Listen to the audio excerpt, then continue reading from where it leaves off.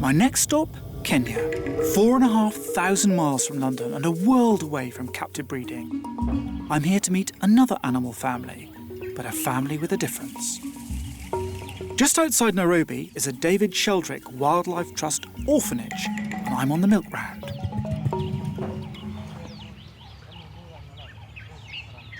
Yes, you're right. They're babies' bottles. They're just very big babies' bottles. Okay.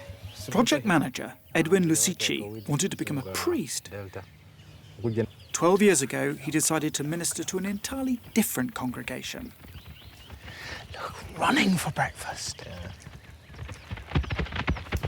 Somebody's hungry. So good. This elephant.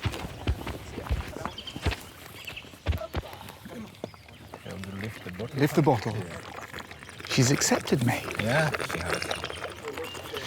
Now, these are all orphan baby elephants. Their mothers have all died. They've either been killed or died of natural causes, so some of them had the most appalling start in life. But they're safe here. Most orphans have lost their mums to poachers supplying the ivory trade. It's still a huge problem, and estimates put the numbers of adults killed as high as 4,000 a year. But the ambition is not just to keep these elephants alive, it's much greater than that. The hope is that they can return every single one of these orphans to the wild.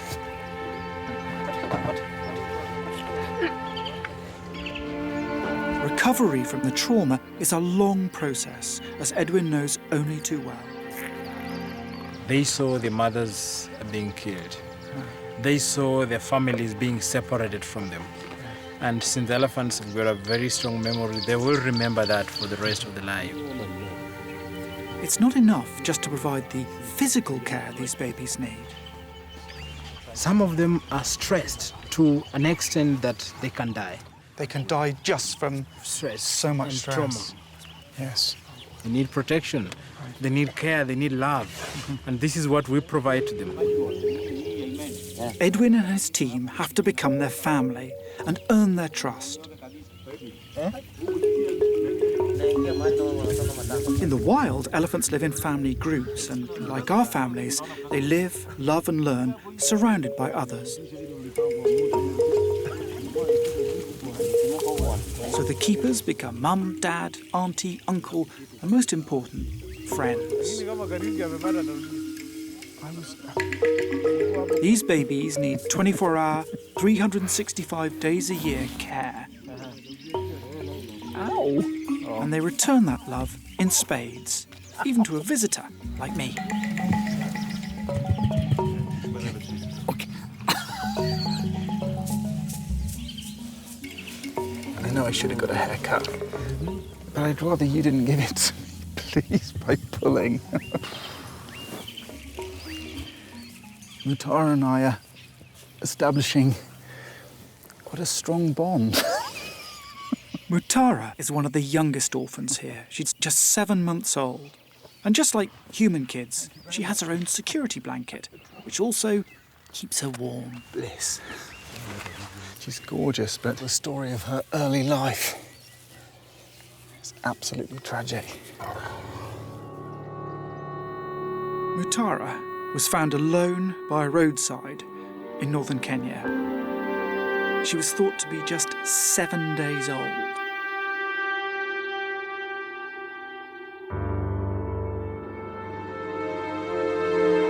Her mother was probably killed for her tusks, and she was so weak she wasn't expected to survive.